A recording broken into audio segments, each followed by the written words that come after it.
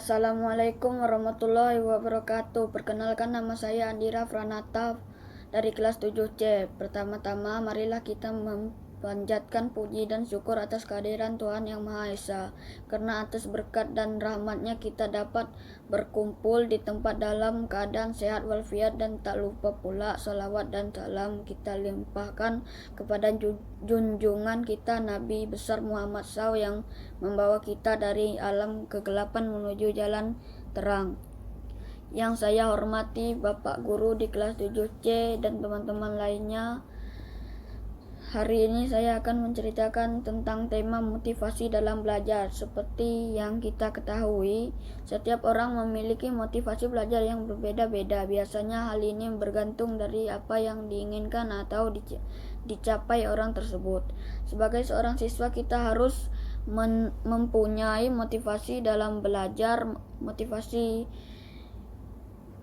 Motivasi ini berfungsi untuk meningkatkan prestasi kita, semangat dan keinginan untuk meraih kesuksesan dan cita-cita di masa depan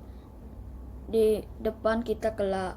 Ibarat sebuah rumah, motivasi merupakan pondasi dari rumah itu. Oleh sebab itu, jika kita ingin membangun sebuah rumah yang kokoh, kita harus mempunyai pondasi yang kuat agar rumah tersebut tidak mudah roboh. Begitu juga bagi seorang siswa. Seorang siswa yang tidak memiliki motivasi dalam belajar, otomatis dia tidak mempunyai semangat untuk mencapai impian, dan proses belajar tidak menunjukkan suatu kemajuan. Namun saya yakin di kelas ini sudah banyak di antara kita yang telah memiliki motivasi dalam belajar. Di samping itu, motivasi dapat menjadi pergerak yang memberi kekuatan atau energi kepada seorang untuk melakukan sesuatu. Motivasi terbagi menjadi dua: motivasi instrik atau motivasi yang berasal dari dalam diri seorang. Contohnya, semangat, keinginan untuk meningkatkan motivasi itu sendiri. Yang kedua, motivasi instrik atau motivasi yang berasal dari luar diri seorang. Contohnya, keluarga, lingkungan, orang tua, teman-teman yang bias menimbulkan motivasi. Jadi mulai sekarang, saat ini dan detik ini, kita harus selalu mempunyai motivasi untuk meningkatkan prestasi kita dan meraih masa depan yang cerah, sehingga belajar kita mempunyai tujuan yang cemerlang, dan saya harap kita dapat melakukan hal yang terbaik. Mungkin hanya ini. Assalamualaikum warahmatullahi wabarakatuh. Allah senantiasa memberikan nikmat kepada umatnya. Nikmat tersebut harus kita syukuri kapanpun dan dimanapun. Perkenalkan, saya Bima Mandala Putra dari kelas 7C. Pada hari ini saya akan mengatakan sepatah dua kata mengenai kematian. Dalam Al-Quran telah dijelaskan dalam surat Al-Imran ayat 185. Dalam ayat tersebut, kematian akan menghampiri setiap manusia yang hidup di dunia. Mengenai waktunya, tidak ada yang tahu kapan ajal menjemput. Ingatlah, hidup di dunia hanyalah sementara. Mulailah memupuk kebaikan untuk bekal di akhirat kelak. Karena tidak ada yang bisa menolong diri kita sendiri selain amal perbuatan baik kita. Allah telah mempersiapkan surga untuk orang yang baik, dan akan mempersiapkan neraka pada orang yang lalai pada kehidupannya. Oleh sebab itu, kita jangan pernah terlena dengan apa yang ada di dunia yang fana ini. Itu hanyalah bersifat sementara. Sekian penjelasan tentang kematian dari saya. Semoga kita semua selalu dilindungi dari siksa api neraka. Wassalamualaikum warahmatullahi wabarakatuh. Assalamualaikum warahmatullahi wabarakatuh. Perkenalkan, nama saya Bunga Cantika Asmara dari kelas 7C. Pertama-tama mari kita panjatkan puji syukur kepada Allah Subhanahu wa Ta'ala, karena atas berkat beliau kita dapat berkumpul dalam keadaan sehat walafiat, dan tak lupa sholawat dan salam kita limpahkan kepada junjungan Nabi besar Muhammad Sallallahu Alaihi Wasallam.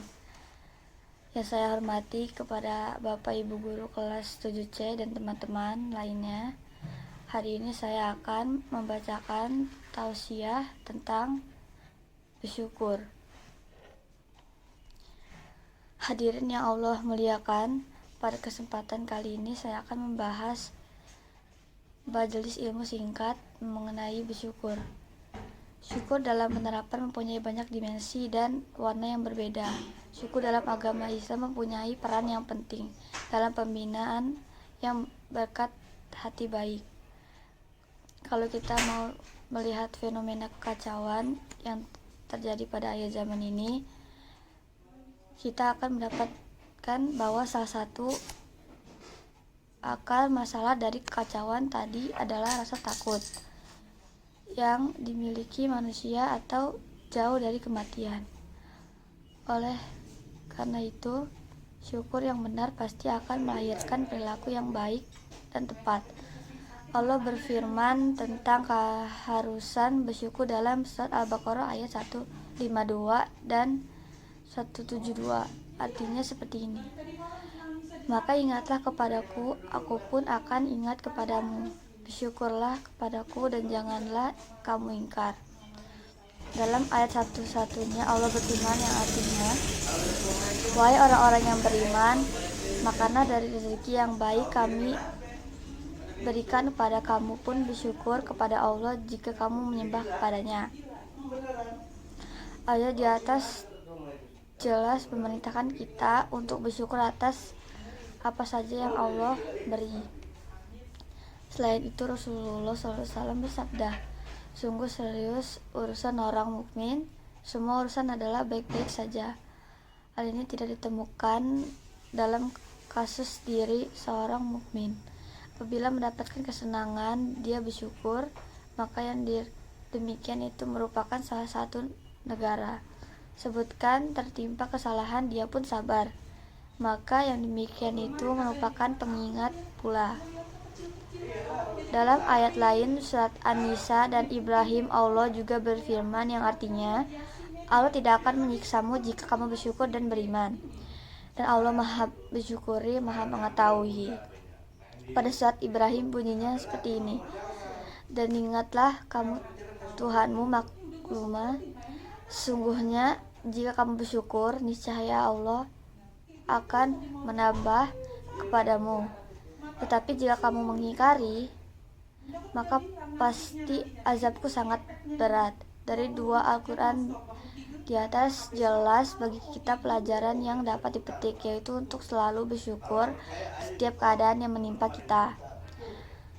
Jangan sampai kita termasuk orang-orang yang mengingkari nikmat sehingga mendapatkan azab dari Allah. Saya kira cukup sampai di sini majelis ilmu singkat mengenai syukur ini. Semoga kita bisa mengamalkan syukur ini dalam setiap sandi kehidupan kita. Amin. Saya Bunga Cantika Asmaldika 7C. Wabillahi taufik wal hidayah. Wassalamualaikum warahmatullahi wabarakatuh. Assalamualaikum warahmatullahi wabarakatuh. Pertama-tama, marilah kita panjatkan puja dan puji syukur kita terhadap kehadirat Allah Subhanahu wa Ta'ala atas segala nikmat dan karunia-Nya yang telah diberikan kepada kita selaku hamba-Nya. Yang kedua, sholawat serta salam marilah kita curahkan kepada junjungan Nabi besar kita Muhammad Shallallahu Alaihi Wasallam, kepada keluarganya dan kepada kita selaku hamba-Nya. Yang kedua, sholawat serta salam marilah kita curahkan kepada junjungan Nabi besar kita Muhammad Shallallahu Alaihi Wasallam, kepada keluarganya, kepada sahabatnya, dan untuk kita selaku umatnya, insya Allah mendapatkan syafaat di akhir nanti.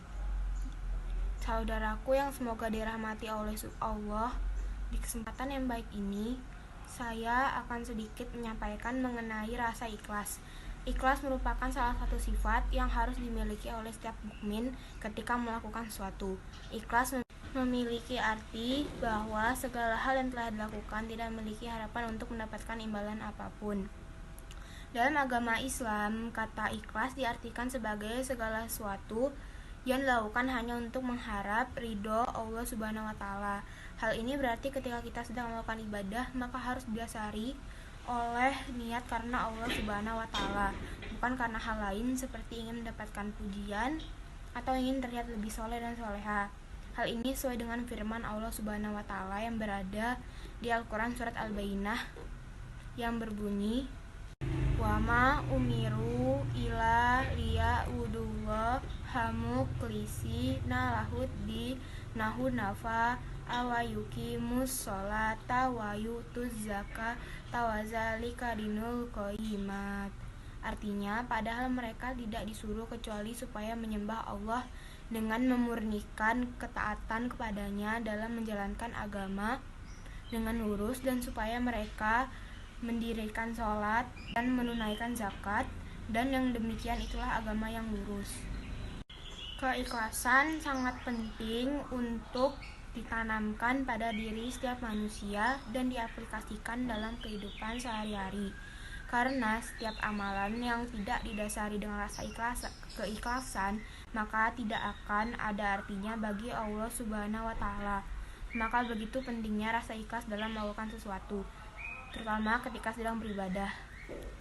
Selain itu, rasa ikhlas juga menjadi salah satu tolak ukur untuk setiap perbuatan dan amal yang telah kita lakukan. Bila kita memiliki rasa ikhlas yang besar, maka pahala yang akan kita dapatkan juga banyak, sehingga meningkatkan rasa keikhlasan pada diri kita merupakan salah satu hal yang penting agar kita lebih banyak mendapatkan pahala dari Allah Subhanahu wa Ta'ala. Semoga kita senantiasa menjadi seseorang yang memiliki keikhlasan dalam beribadah kepada Allah Subhanahu wa Ta'ala. Amin ya rabbal alamin.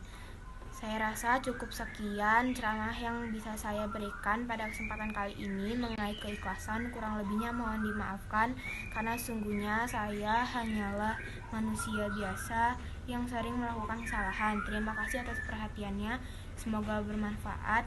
Wabillahi taufik wal hidayah. Wassalamualaikum warahmatullahi wabarakatuh. Assalamualaikum warahmatullahi wabarakatuh. Perkenalkan, nama saya Fahri Alpuraka dari kelas 7C. Pertama-tama, marilah kita panjatkan puji syukur kehadirat Allah Subhanahu wa Ta'ala yang telah memberikan nikmat serta karunia kepada kita semua, sehingga kita masih diberi kesehatan baik jasmani maupun rohani. Salawat serta salam kita sanjungkan kepada Nabi besar kita, Nabi Muhammad SAW. Semoga kita mendapatkan syafaatnya di yaumil akhir kelak. Bapak, Ibu, guru, dan teman-teman sekalian, dalam kesempatan kali ini saya ingin menyampaikan beberapa hal tentang ilmu pengetahuan. Ilmu pengetahuan memberi kita pemahaman tentang pentingnya menuntut ilmu. Sebagaimana Nabi dalam hadis bersabda, "Man salaka thoriqon yaltamisu fihi ilman sahallahu lahu thoriqon ilal jannah," yang artinya, barang siapa menempuh jalan untuk menuntut ilmu, maka Allah mudahkan jalan baginya menuju surga. Selain itu juga dalam Al-Quran surat Al-Mujadalah ayat 11 yang artinya menjelaskan mengenai kedudukan orang yang menuntut ilmu. Allah akan meninggikan derajat orang-orang yang menuntut ilmu. Tanpa ilmu pengetahuan, seseorang akan kehilangan arah dan tujuan hidup. Oleh sebab itu, janganlah kita lelah untuk menuntut ilmu setinggi-tingginya, seperti kita saat ini yang tetap menuntut ilmu dan belajar sungguh-sungguh meski dalam kondisi pandemi seperti sekarang. Kita tetap belajar daring dengan semangat. Begitu juga dengan Bapak Ibu guru yang memberikan kita ilmu pengetahuannya kepada kita tanpa kenal lelah. Demikian yang dapat saya sampaikan, semoga bermanfaat bagi kita semua. Tetap semangat ya teman-teman. Apabila ada kesalahan dalam ucapan saya, mohon maaf. Saya akhiri, wabillahi taufiq wal hidayah. Wassalamualaikum warahmatullahi wabarakatuh.